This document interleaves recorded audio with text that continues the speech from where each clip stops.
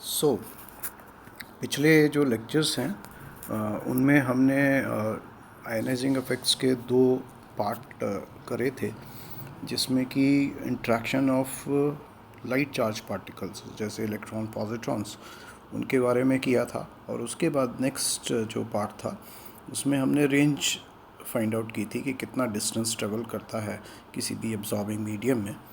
तो range of beta particles या electrons उसको हमने किया था। अब जो हमारा नेक्स्ट पार्ट है वो है कि जैसे 3 पार्ट बताए थे, तो लाइट चार्ज पार्टिकल्स तो हमने पहले कर लिया था। ये जो पार्ट है वो है interaction of heavy charge particles with matter. तो हैवी चार्ज पार्टिकल्स में दो जो मेनली आते हैं पार्टिकल्स, वो हैं प्रोटॉन्स एंड अल्फा पार्टिकल्स। और जब भी ये प्रोसेस होता है तो ये बहुत सिग्निफिकेंट प्रोसेस है, और जिसके अंदर की हैवी चार्ज पार्टिकल जो है वो अपनी एनर्जी लूज़ करता है मैटर को पास करने में। और ये इनइलास्टिकली होता है, क्योंकि एनर्जी लॉस है इसलिए इनइलास्टिक कोलिजन होता है विद द एटॉमिक इलेक्ट्रॉन्स। इसकी वजह से क्या होता है कि जो इलेक्ट्रॉन्स होते हैं एब्जॉर्बर के, एक से ज़्यादा भी हो सकते हैं। वो या तो जैसे पहले भी बताया था चार्ज पार्टिकल में या तो एक्साइटेशन होगा या आयनाइजेशन सिंपल होगा, और इस केस में एनर्जी लॉस जो है वो इंसिडेंट पार्टिकल का हो जाता है। ऐसे प्रोसेसेस में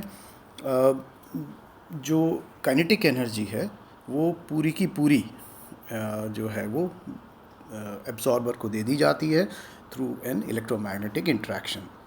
और जैसा कि इलेक्ट्रॉन में भी होता है और जो आपको बताया भी था, तो हम इनमें जो दोनों प्रोसेसेस हैं, एक्साइटेशन भी है आयनाइजेशन भी है, इनको हम ओवरऑल आयनाइजेशन ऑफ एटम कहेंगे, क्योंकि कुछ चीज़ें जो हैं वो इसके अंदर बहुत स्मॉल क्वांटिटी में होती हैं।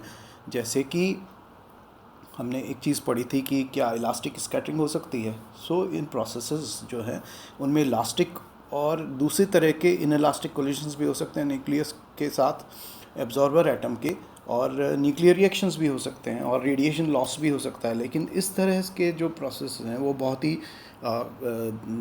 प्रोसेसेस जो हैं वो ऑलमोस्ट नेग्लिजिबल कंट्रीब्यूशन करते हैं टोटल एनर्जी लॉस में। और इसलिए जब हम इस आर्टिकल को पढ़ेंगे तो उसके अंदर हम इनको कंसिडर नहीं करते हैं, क्योंकि हमारी जो एनर्जी रेंज है वो 0.1 MeV टू 5 MeV करीब होती है।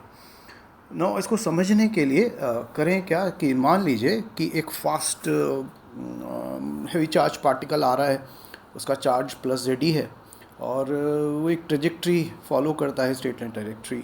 और एक सपोज़ कीजिए जो है हम एक इलेक्ट्रॉन मान सकते हैं कहीं y एक्सिस पे at a certain distance from the origin at a certain distance b, जिसको इम्पैक्ट पैरामीटर आपने कहीं पहले पढ़ा होगा क्लासेस में।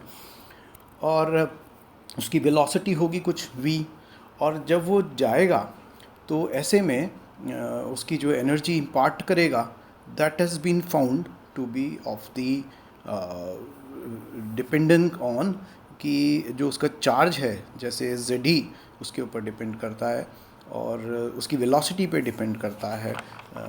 As such mass of the absorbing atom पे वो डिपेंड नहीं करता।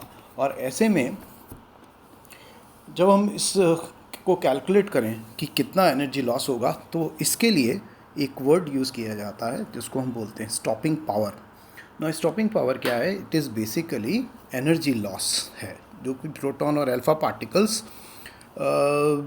करते हैं जब भी किसी मीडियम में करते हैं। तो how do we define this stopping power? It is the amount of energy lost over unit length of path of the particle in a absorber. Means एक यूनिट लेंथ में कितनी एनर्जी लॉस होगा किसी भी एब्जॉर्बर में, वो stopping power बोलते हैं। इसको कैसे रिप्रेजेंट करेंगे? d/dx से। ग्रेडियंट है और माइनस साइन इसलिए क्योंकि देयर इज़ अ लॉस, तो इसलिए माइनस साइन आएगा। और यदि हम इसके अंदर जो कैलकुलेशंस में नहीं है, बट हम इसको समझने के लिए सपोज़ कीजिए हम एक रिलेटिविस्टिक कैलकुलेशंस करते हैं जो कि QED में आता है प्रोसेस, तो इसको हम इस तरह लिखेंगे SE is -d/dx is equal to 4 pi e² small z²। ZD is the charge of the incident particle, जो प्रोटॉन या अल्फा है, और m0 v², v is the incident energy. Okay, अब इसके अंदर और टर्म्स भी आ रही हैं, कैपिटल N, कैपिटल Z, और ब्रैकेट के अंदर कुछ टर्म्स हैं जो अभी हम इसके बारे में डिस्कशन नहीं करेंगे because that remains a constant value. तो इसके अंदर जो स्टॉपिंग पावर है ये कुछ चीज़ों पे डिपेंड कर रही है। एक तो charge of the absorber, then it depends on the atomic number, or it depends on the charge of the incident particle, depends on the energy of the incident particle, and therefore और Z जो है यहाँ पे atomic number of absorber है और एक charge of the ionising particle है, small z। तो इस तरह से, और I एक जो वैल्यू है जो ब्रैकेट के अंदर है वो उसको हम बोलते हैं मिनिमम एक्साइटेशन एनर्जी, मीन्स जो मिनिमम एनर्जी रिक्वायर्ड होगी उस प्रोसेस के लिए वो I से रिप्रेजेंट किया जाएगा। तो इस केस में तो स्टॉपिंग पावर जो है वो हैवी इंसिडेंट चार्ज पार्टिकल के ऊपर डिपेंड नहीं करता, और ये फंक्शन है उसकी सिर्फ वेलोसिटी और उसका चार्ज। क्योंकि ये इम्पॉर्टेंट इसलिए है कि यदि स्टॉपिंग पावर को अगर हम मेजर करना चाहें, मान लीजिए प्रोटॉन के लिए, तो स्टॉपिंग पावर फॉर किसी भी अदर न्यूक्लियर पार्टिकल के जो भी एब्जॉर्बिंग मटेरियल में है उसकी सेम वेलोसिटी होगी, कैलकुलेटेड, जिसको हम कह सकते हैं z² times the stopping power for the protons. तो that is very important conclusion कि इसको हम इस तरह से कैलकुलेशन कर सकते हैं। नाउ अब इसमें कुछ और चीज़ें हैं जो कि हमें इसको समझना ज़रूरी है। और दूसरी चीज़ है कि स्टॉपिंग पावर की अगर हम रिलेशन देखें तो उसके अंदर ये जो हैवी पार्टिकल्स हैं उनकी वो वेलोसिटीज़ को 1/2 m0 से रिड्यूस कर देता है, ब्रेक कर देता है। तो और ऐसे में लो एनर्जी पे जबकि ये चार्ज एक्सचेंज भी हो सकता है एटम्स के बीच में, क्योंकि आपको पता है जब दो light charge particle they can combine, so इसके अंदर चार्ज एक्सचेंज भी होता है। और हैवी पार्टिकल जो है वो मल्टीपल चार्ज पार्टिकल जैसे अल्फ़ा पार्टिकल्स हैं उनके अंदर इस तरह से एक चार्ज एक्सचेंज हो सकता है फॉर लो एनर्जी। और फॉर लो एनर्जी के लिए देयरफॉर जो हैवी पार्टिकल है वो उसका जो इफ़ेक्टिव चार्ज है वो लेस देन Ze हो जाता है। ओके, नाउ नेक्स्ट इसमें जो क्वांटिटी हमें पढ़नी है, दो तीन चीज़ें हैं। एक है रेंज, एक स्पेसिफिक आयनाइजेशन, एक स्ट्रैगलिंग, एक एक्सट्रापोलेशन रेंज और मीन रेंज। सो इनको समझने के लिए हम अभी आज जो पार्ट करेंगे वो स्ट्रैगलिंग तक करेंगे और समझेंगे, फिर उसके बाद उसको पिक्टोरियली जो है वो नेक्स्ट लेक्चर में करेंगे।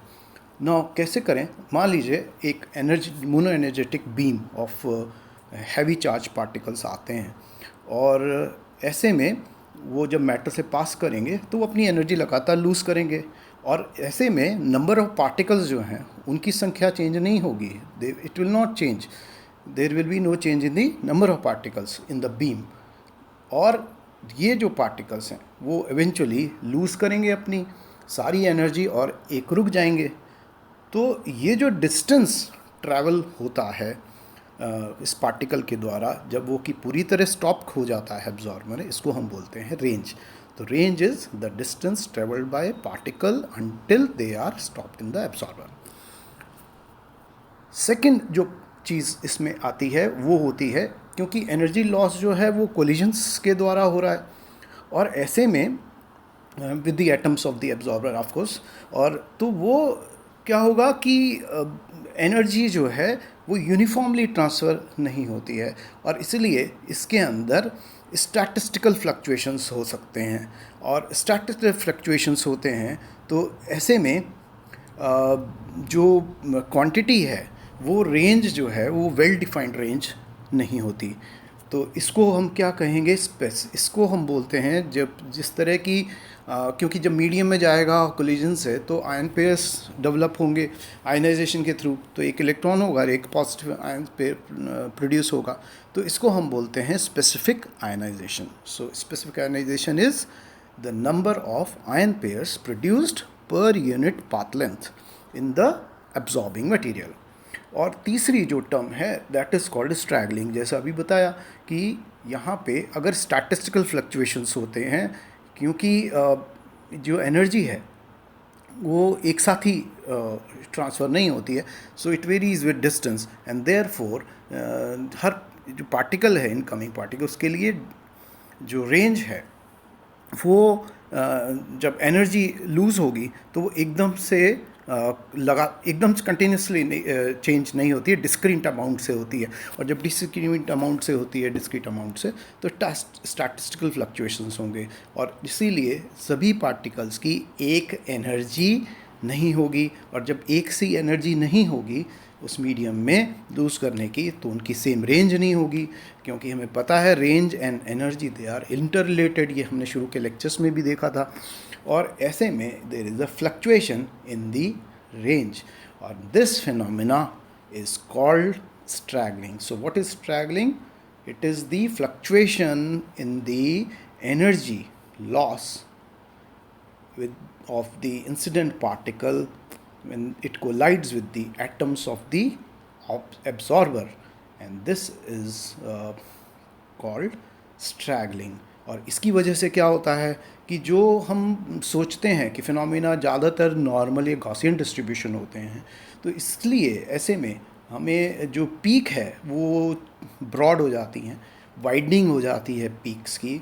और जब वो फॉइल से, जैसे एल्यूमिनियम फॉइल है, प्लास्टिक की फॉइल है, अल्फा पार्टिकल्स तो प्लास्टिक फॉइल में भी हो जाते हैं, प्रोटॉन्स को भी हम एल्यूमिनियम फॉइल्स में कर सकते हैं. तो ये ऐसे में जो पीक आती है, जो गॉसियन डिस्ट्रीब्यूशन होता है इसका, वो बीम का प्रोफाइल वो हो जाता है broadening. And therefore we have to define a different concept called the mean range. ना इसको कल डिस्कस करेंगे नेक्स्ट लेक्चर में. बट ये मीन रेंज क्या है कि जितने half the number of particles जो है बीम के, इंसिडेंट बीम के, वो जितना डिस्टेंस ट्रेवल करें वो मीन रेंज होगी, उसको हम कल कैलकुलेट करेंगे. That is all for today.